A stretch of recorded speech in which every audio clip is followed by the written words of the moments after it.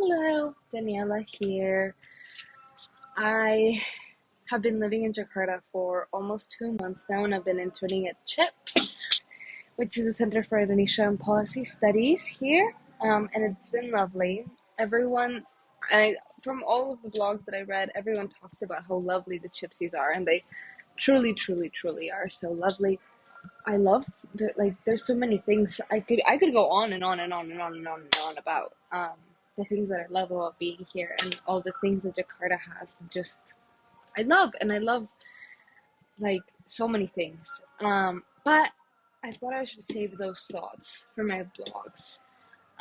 Here in my critical reflection, I want to speak a little bit more on the feelings that this experience has brought on for me and how they've been making me think about the way I exist in the world, and not just exist in the world but exist for myself, and honestly shaping my overall outlook on life.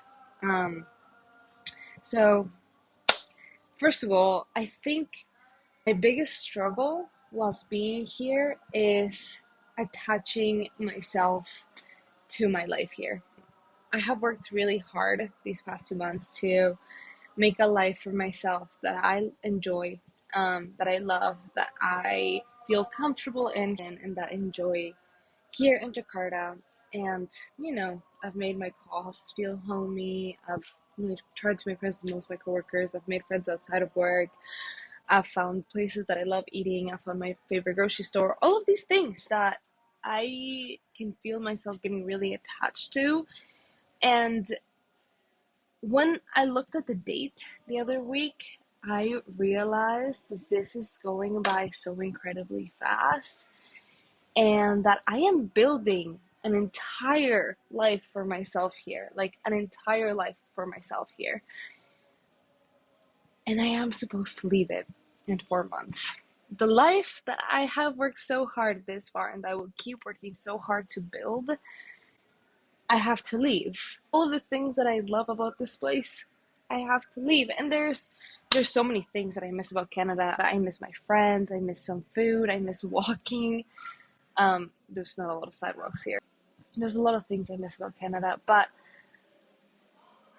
I don't know. I feel like this experience has brought up this really big sense of impermanence for me, in the sense that I think that life, in my brain at least, isn't really supposed to change that much. When I'm doing something, like when I have a job, for example, in Canada, I'm not really thinking about like, oh, when this will end. When I have like university or something, like I'm not one day I'm gonna graduate. Mostly I'm just thinking like, oh, I'm here and I'm doing this. Here though, it's hard for me to enjoy anything that I do because I don't want to get too attached to anything because I'm gonna leave in 4 months. This life that I've just spent building, I'm gonna leave. I'm just gonna leave it all behind. And that has been really a hard thought to settle with. So I've been trying to navigate this in between of letting myself enjoy the moment whilst also missing my old life. It's this really weird feeling, in my opinion. Like, I think it's this really odd feeling because even I feel a little bit guilty even every time that I get sad about how I miss my friends or my home or my dog, because I know that in 4 months' time, I am gonna be sitting with all my friends and my dog and my home, and I am just gonna think about how much I miss it here. I'm trying to not let myself get too attached to the life I have here, whilst at the same time trying to let myself enjoy it. And this has been a really hard in between to navigate. And I just didn't think that I thought that the scariest part was gonna be moving here. Now that that's over, I've realized that honestly the scariest part is having to know that I'm gonna leave. I'm already split between two places, which is Ecuador and Canada. I've been split for years. I am having a hard time coming to the realization that I'm probably also gonna have to be split between Jakarta now because I love it here so much. Aside from that, another thing that I wanted to reflect on is the very blatant privilege I have here. As an immigrant, I moved to Canada when I was 16. And so I was an immigrant. I went to high school. I didn't know that well of an English. My accent was very strong. My social cues weren't in line with Canada's social cues yet. It was very like, look at me, I'm not from here, hello. And everyone treated me differently because of it. And I think it's the same thing here, but kind of backwards. I think people treated me like I was stupid when I first moved to Canada and my accent was really strong. But I think here people treat me like I am somehow better.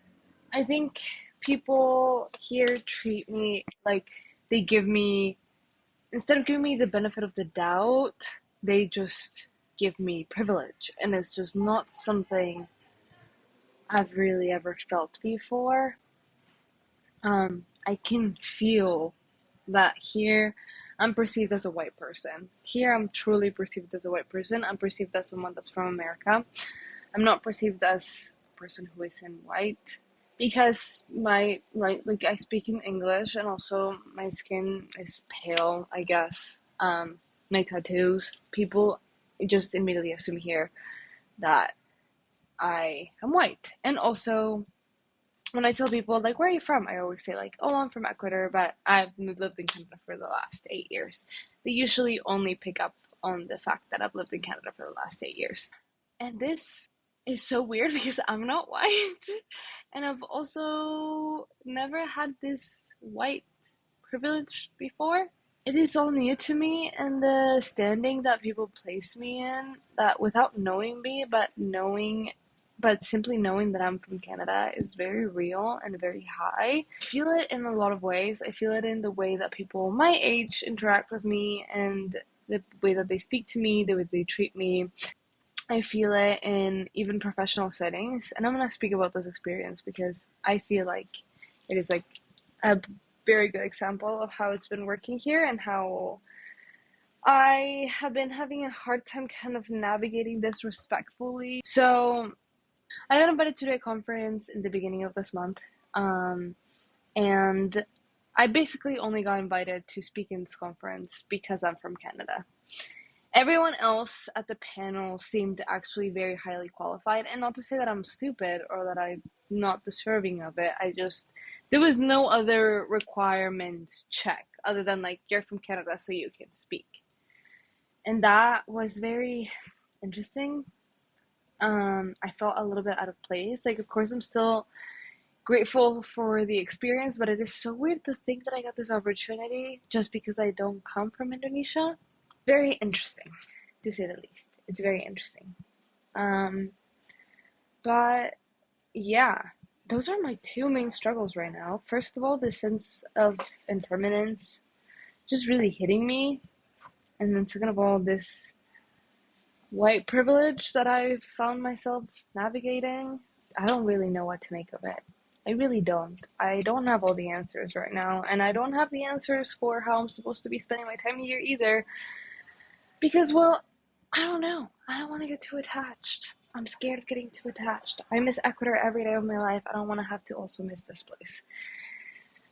But yeah, I guess to leave it off on a good note, I'll speak on how, although there's a lot of things that are very, very different here, I don't think I ever really felt a major culture shock because a lot of the ways that people act here are the ways that people act in Ecuador. Like the way that I can see vendors interact with customers, the way that people interact in group settings, it's all very familiar to me. Even though I don't know what they're saying most of the time, it is all a very familiar feeling to me and it doesn't really feel odd or the way that people act. I don't know. It's just really not that big of a culture shock for me, and that has been, it feels so nice to feel a little bit like I'm coming home to a place I've never lived in before. Yeah, overall, I would say it's really loud here all the time.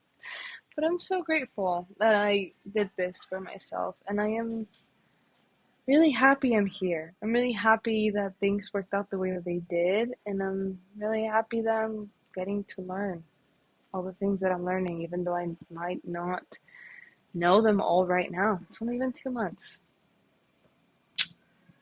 yeah, so that was that. I hope you enjoyed. Bye.